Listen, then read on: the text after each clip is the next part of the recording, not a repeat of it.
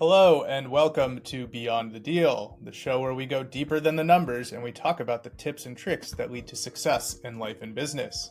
Today on the show, my guest is Tyler Harding. Now, Tyler's actually a buddy of mine, a fellow multifamily operator. And if you've ever been considering getting into the multifamily industry, then you're going to want to pay attention to today's episode because it is full of just those little things that really make the difference. If you've ever thought that this is something you want to do, how do I become a multifamily operator? Then you're going to want to pay attention. So without further ado, let's get right into the episode.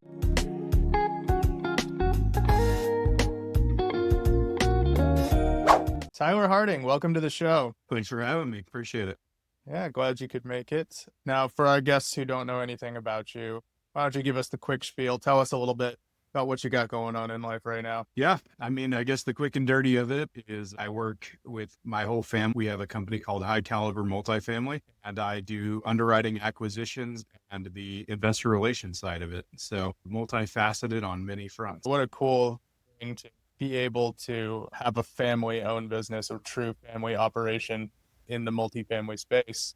So I know you didn't always do this though. So can you kind of walk us through your journey a little bit? Tell us how you got to here. Yeah, absolutely. So the bulk of my experience is actually in retail. I worked there for about 13 years, was a multi-unit manager for them. And one day I was having a conversation with my friend about retirement and, how that looks and how we can do it with what we're doing right now. And we both are like, man, there's no way that we can actually retire on what we're doing right now. So we came up with this game plan, right? And we thought this was really smart and mind blowing. And we're like, we're going to go and we're going to buy a single family house. We're going to put renters in it, and then we're going to pay extra money into the mortgage, and we're going to get that thing paid off as quickly as possible. And then we're going to take all that money and buy another one, and then do that and keep doing it until we can, have money to retire at the end. And it was cool. We can build this huge real estate empire. And when we actually broke down the numbers, about 65, 70 years old, we'd be able to start paying ourselves from our, massive real estate conglomerate that we've made. And so we're like, okay, there's got to be an easier way. And so I actually joined a tax lien seminar and took my dad and made him go to that one. And we didn't really get much out of it other than the fact that this one mind-blowing concept that debt can work in our favor. So they use the example of you have $100,000 to invest. You have a $100,000 house. You can buy that $100,000 house and it'll give you $1,000 of cash flow, right? And they're like, that's really good. But if you buy 10 houses and leverage the $10,000 on each house, your cash flow is way more.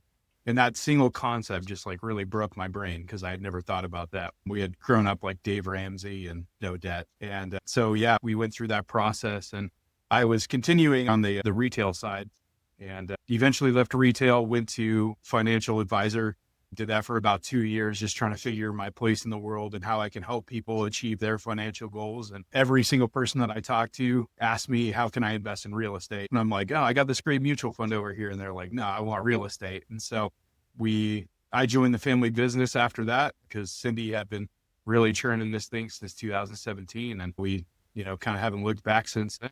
But it all started with this idea that we could, retire with real estate. Yeah. Okay. So much to unpack there. I love it. First of all, so you mentioned Cindy. I happen to know that's your mother, but for our guests who don't, break down how the family operation is working at the moment. Yeah. So we have Lynn, who is my father. He's the CEO of the company. And we have Cindy, who is my mother. She's the CFO, the asset manager. If you've never heard of Cindy Harding, you probably haven't been in the multifamily space very long, but she's a wonderful human being. And my brother, Lorik, helps her with the asset management side. As of right now, we have about 8 complexes and right about 750 doors that we're doing. So for the asset management side, it truly does take 2 full-time people to run that. I'm only acquisitions, underwriting, and investor relations. And my wife, Kat, she does the marketing for our company. I love this concept. I don't know why, this is maybe frowned upon in society as nepotism or something like this. I think more people need to be in the family business. I mean, imagine the gift of giving to your children, hey, you don't have to figure this out the hard way like I did or whoever did, right? This is what you can do if you want, and you have that security. So I absolutely love that. More families probably should try to operate like that or set something up like that. I know my dad was retired by the time I graduated college. And I was like, hey, can you help me? And he was like, no, I don't know anyone anymore. So, go figure it out. All Well, right. I know for us, we had to go out and get our own skills, and then we have to bring something to the table for this, right? Like my brother, he worked at Night Transportation and he was a credit manager for them. So he learned how to break down books and look at, inefficiencies and processes and things like that. So it's not just like, hey, you don't have any skills, we're going to bring you into the company, right? My wife, she has her bachelor's degree in marketing. Me on my side for acquisition and underwriting, I dealt with stores all the time, looked at P&Ls. How do we make stores profitable? What can we do to be able to drive revenue and traffic in these particular areas? And that's all underwriting is. It's creating a game plan of how you're going to take this business and make it successful. And every store that I worked with, that was exactly what we did. We looked at the P&L. We looked at the income that we have. We looked at the payroll that we have and how can we make it more efficient? So everybody has a unique division of labor. Everybody has their independent skill sets. And I know you just closed on an asset about a week ago. And not only did you close, but you basically overraised. So everybody's getting paid, which is something that I love to talk about. Not enough people talk about in the capital raising space, which is plenty of times in multifamily. What tends to happen is you raise enough to close the deal, but you don't raise enough to pay yourself or for all those extra repairs. And what happens is you did it, you closed the deal, everybody is now an owner of this property, but you didn't finish out that last little bit of the raise. And that last little bit of the raise is what does the repairs and renovations in the property and pays you for your time and labor. And the last thing you want to do is end up working for free. So talk to me about this experience in closing this most recent deal in Texas. Yeah, I work with a lot of people that are relatively new to multifamily, just helping them get started with the underwriting and where to look. And I always tell people, everything that right now it's an iceberg. About 10% of what's sticking out of the water, but the rest of the 90%, no one's ever trained you on, they haven't talked about because there's so much. And you really find that out when you close your first deal. You look at, I think I'm done, right? Like I did the acquisition part, I did the underwriting part, we did the due diligence part, weight off my chest, we're done. And it's like, no, we're just getting started. And the raise is a huge part of that. And, getting done with that raise, being able to pay ourselves, because obviously no one wants to do this for free. We want to create an environment that's a win-win. We want to win. Yes, because we want to win for our company. We want to win for our investors. And we want to win for the people that live at the complexes that we purchase. Like they need to have a good spot to live. And if you don't finish out your raise, nobody wins, right? The people at the complex don't win because you can't do repairs. You can't do your CapEx. Your company doesn't win because you can't pay yourself. And your investors don't win because you're not making those repairs and the necessary parts to the apartment complex. So you're not going to get the returns that you projected. It all hinges on everything. I know that's a weird statement, but if you don't do one thing, then it all kind of falls apart. So it's super important to be very thorough and organized through this process and really finish everything that you start. To be completely capitalized, right? That's the last thing you want, is to take on a distressed asset and be undercapitalized and not have the repairs you need to actually get the job done, to see the business plan through in the first place. So I want to take a step back. I really like this story that you told about single family buying a house, paying it off early, the power of leverage, because, it's so true. And I think it's a lot of people's gateway into real estate investing is they don't really know that much. They've never been exposed to this world, multifamily, passive investing, high leverage, things like this. But they think, oh, I could buy a house. I could put some renters in there. It's not that complicated. It won't be that hard, right? I'll make so much money. Tends not to work out that way. So how did you break it down, and how did you determine that you wouldn't get paid until the time you were 60? Yeah, I guess I'll start though. If you haven't read Rich Dad, Poor Dad, it will change your life. And I didn't think I would ever say that about a book. Lots of self-help books and stuff like that I've read, and I'm like, yeah, that's good concepts, but I didn't have any takeaways. Rich Dad, Poor Dad was what started us down this whole train, right? And really we're numbers guys. So that's why part of the reason I do the underwriting. It's important for me to be able to understand where numbers come from. And so we just got on a spreadsheet and started writing down okay, what's the median cost of a home? And we were looking in Phoenix because that's where I'm originally from. So we're like, what's the median cost of a home in Phoenix? Cool. Okay, what would a mortgage be on that? What's the median rent on that? And we started looking at even like those are really basic things to look at. Cause then we didn't even look at cap. We didn't look at taxes. We didn't look at insurance. Like there's so much that we missed because we had no idea what we were doing.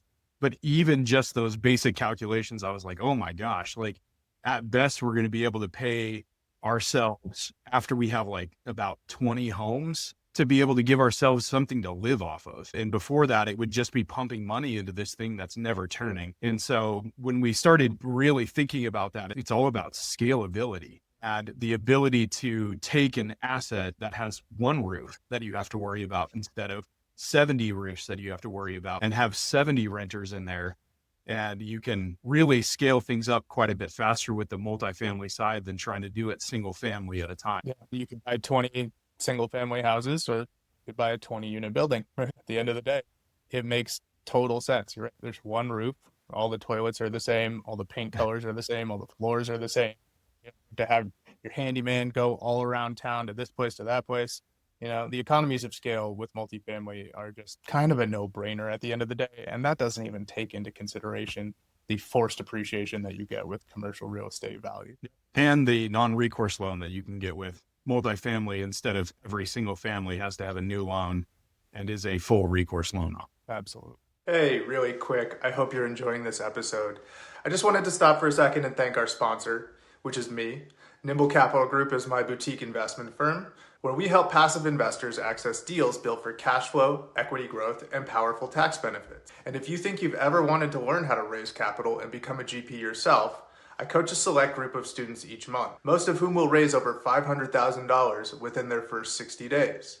So check the show notes in the description below to book a call. I'll see you there. So you guys just closed this deal in Texas. What is your outlook on the future of multifamily? What are you trying to do as a company? Where are you scaling this to? Yeah, I mean, to the moon, I think is the best answer I could possibly give you. Really, we're looking at acquiring 2-3 apartment complexes every year, 130 doors plus somewhere in there. That's really what we're looking at. Our multifamily outlook is very bullish because heaven forbid the economy crashes. Like what if, there's some really bad things that get put into place as far as legislative things. Everybody always falls back on renting, and renting from apartments is like the base of human existence. Like buying a home is almost a luxury that a lot of people don't have in today's day and age. And we're only going to see that scale in that direction. And then you start looking at, even renting homes. That's going to be a luxury that people might not be able to afford. So the fallback, the baseline is always going to be apartments. It's always going to be what we do. And if we always provide a safe, beautiful place for people to live, we'll have no problem getting tenants in there. So besides Texas, where else are you looking for properties? Yeah, that's a good question. I mean, as far as our company goes, we're looking for any landlord-friendly state. We got a couple that we specifically look at. Obviously, Texas is a beautiful place, and we want to be more invested in the Texas area, but Ohio, Kentucky, North Carolina, like if they have landlord-friendly legislative things that they've put into place, like we want to be there. We don't want situations like California where you got a lot of squatters' rights, and it makes it really hard to function and be productive. And it's bad for everybody, right? It's bad for the owners because now we have somebody that's a bad tenant in there that's not doing what they should be doing. But it's bad for the other tenants, right? Like people get upset when people throw parties all the time and it's super loud and there's no ability to control that. Or if, someone's not paying rent, people are like, well, why is he not paying rent and I have to pay rent? So it's just not fair for anybody in those situations. Got it. Yeah, I couldn't agree more. Do you have any sort of potential future economic outlook? I mean, no, Texas has very large net migration still to this day, but like when you're thinking about what kind of market is the landlord friendly thing, the main crux of what you're looking for, or what are some other kind of economic drivers or deciding factors that you might consider in where you would buy an asset? Yeah. So now we're getting into the nuance of it a little bit more, right? So an increasing population is always something that you have to have in any area that you're going into. Even if it's a major metropolitan area, if everybody's exiting that area, that means that you're going to have less buyers, you're going to have less renters. Everything is moving in the direction that's not growth. So what we look for is in the path of growth. Like if we can buy something that is like on the scale. So our most recent acquisition in Tyler, Texas, that is one of the highest growth cities in one of the highest growth states. So now you're talking about actually being inside the path of where things are moving and happening. So we look at growth. We always want growth, whether it's, population, income, all of the things. We want jobs that are moving there. We want manufacturers that are moving to that area. But we also look at crime. Crime is a huge thing. You can control what happens at your apartment complex, but you can't control what happens across the street. So we need to make sure that we're putting people in safe areas that you feel comfortable, sending your kids out to the bus stop in the morning. That's super important to us. And so we do a huge crime check on the zip code, on the city, to make sure that we're buying something that's going to be in a really safe position. That's pretty much the quick and dirty of it.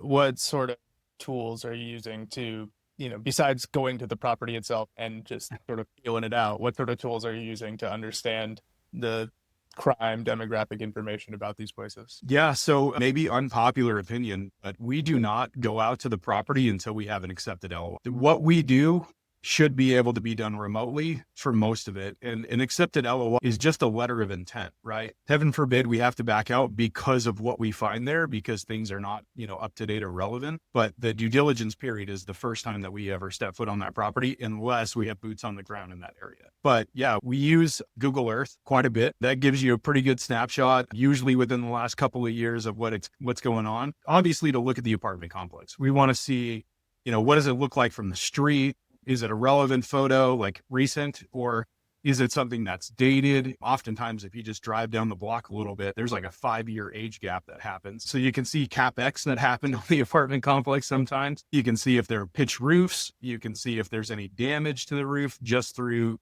Google Earth. But my favorite part is driving around the neighborhoods surrounding your apartment complex. Are there a bunch of cars that are parked on cinder blocks? Are there a bunch of lawns that aren't mowed?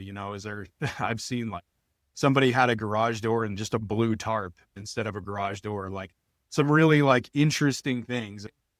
Somebody could be having repairs done, but that's part of our due diligence. Like we mark that down and we're going to go check that house and make sure that, in the last year or two, have they got their garage repaired, or if it's just a blue tarp up. We look at crime statistics. We use 2 websites for crime. Obviously, city data is really good. Neil Bawa really loves city data. That's his big talking point for crime. And so we use that one to check local city crime.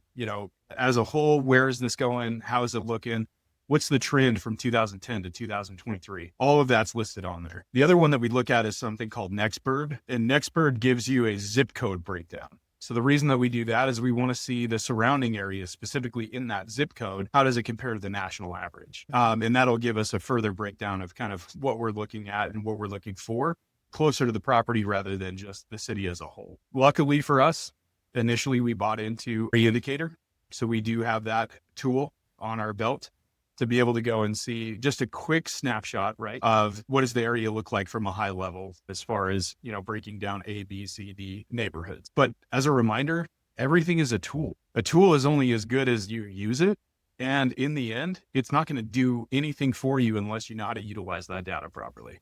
%. So this episode has turned into just an absolute treasure trove of information for somebody who's looking to get into multifamily for the first time. If you've never, thought, I should get into real estate investing, but I don't know how to start, or, if you're interested in multifamily, what's the first place that you would direct somebody who wants to get into this specific niche of an industry? Oh man, that's tough, right? I would say, the first thing you got to do is you got to get your mindset right. So before you jump into an education program or, jump into a mastermind of some kind, I would highly recommend like reading a couple of books about what does it look like to be outside of a W-2. It's a totally different feel. It's a much more freeing, but if you don't do stuff with that freedom, it will quickly collapse on you. So that's my first thought is, get your head right in order to be able to do that. The other thing I would recommend is connecting with somebody that has experience. Get with an operator, a sponsor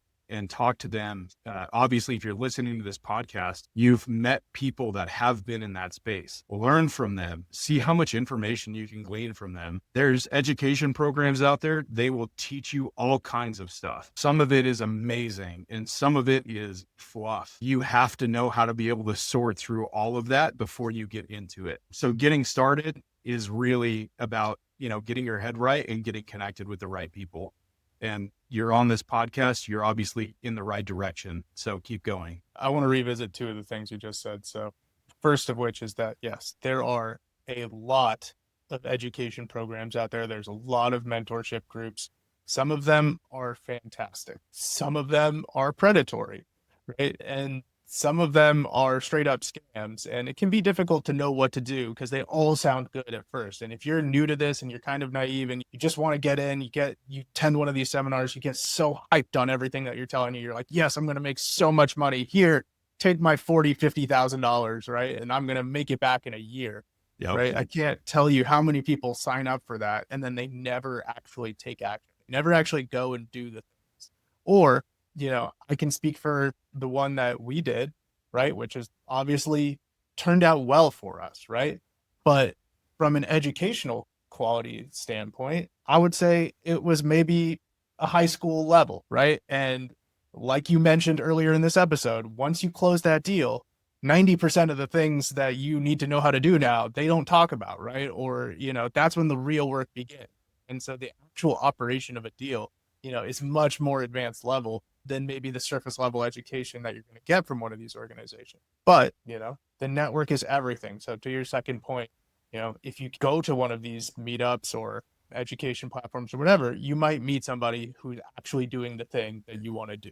And being in the presence of that person is completely invaluable. And then the second thing you said is get your head right, which is a perfect segue into the question that I always ask our guests at the end of the episode. So you're now an entrepreneur. Entrepreneur is not for the faint-hearted. It is a life of ups and downs and roller coasters. And some days you don't want to get out of bed. Some days you fly out of bed, right? Tell me what you're doing right now in your life to balance the stress, to combat. What does it mean to be an entrepreneur? Yeah. I mean, I'm a human being, right? Just like everybody else. So I have faults, I have strengths, I have weaknesses. And it's been a challenge, right? So I started my own business with the financial advising sector, did that for about 2 years. I was an entrepreneur with that. And it really was a struggle to find daily rhythms and routines and to be able to get my head right and my body right. And actually, it's kind of funny that you bring this up.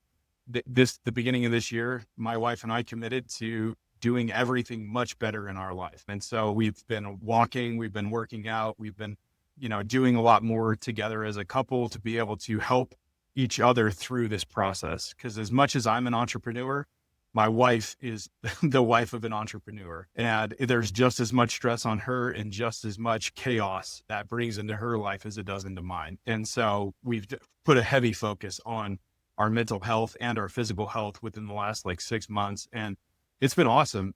I can feel a difference. To be honest with you, I'm down about 35 pounds, which I'm super excited about. I plan on continuing to lose a lot more than that, but it's a great start, right? And it definitely took time. It took me 2 years to really figure out how to balance all of that and how to be able to be successful at my job and successful in life and successful mentally. It's a balancing act that it's different for everybody. Absolutely. So if you had one last piece of advice to give to anybody who's considering the journey of entrepreneurship, what would you say is your most, your quickest tip? Quickest tip for being an entrepreneur. The biggest thing, man, is you gotta want it. If you don't want it, you won't get it. So if this is something that you really want and you're willing to sacrifice and move forward and drive and put effort into, you can make it successful. But if you don't give it everything that you got, you're probably not. Most businesses fail within the first year. It's shocking. I work with a lot, like I said, I work with a lot of new students and they're like, hey, teach me how to do underwriting. I'm like, cool, send me what you have right now. And they're like, oh, I haven't done any underwriting yet. And I'm like, well, figure out how to do underwriting, send me what you have and I'll work with you on it. But I'm not going to just do everything for you. And I think as an entrepreneur, people forget that it's not going to just be done for them. It takes action, a lot of action. to get things going and where you need to be. That's 100% right. I mean, you are 100% responsible for whether or not there is money in your bank account now, right? If you just sit around and you just think that somebody's going to raise their hand and say, hey, I'd like to give you money, that's not how it works. Yep. So you have to be the action taker. You have to be the force that creates the result. Beautiful. Well, thank you so much, Tyler, for being here. I think this was a tremendously valuable lesson for our listeners. Please tell them where they can find out a little bit more about you. Yeah. And thank you again, Michael, for having me on. If you want to learn more about High Caliber Multifamily, go to our website, highcalibermultifamily.com. We tried to make it easy and just keep it all simple. There's a About Us tab. There's a Contact Us tab. If you want to set up a one-on-one Zoom call with any of the members of High Caliber, we're all on there. And our contact form is right there for you. So we look forward to working with anybody. And if you have questions, reach out to us. Thank you. That's a wrap for today's episode of Beyond the Deal. I hope you got some valuable insights that you can apply to your own investing journey. Now, if you've enjoyed this conversation, do me a favor, hit that follow button, leave a review, and share this episode with somebody who you think could benefit from it. It really helps the show grow and bring on even more incredible guests. If you want to go deeper, make sure to follow me on your socials. You can find the links in the show notes in the description below. Thanks for tuning in, and I'll catch you next time. Until then, keep going beyond the deal.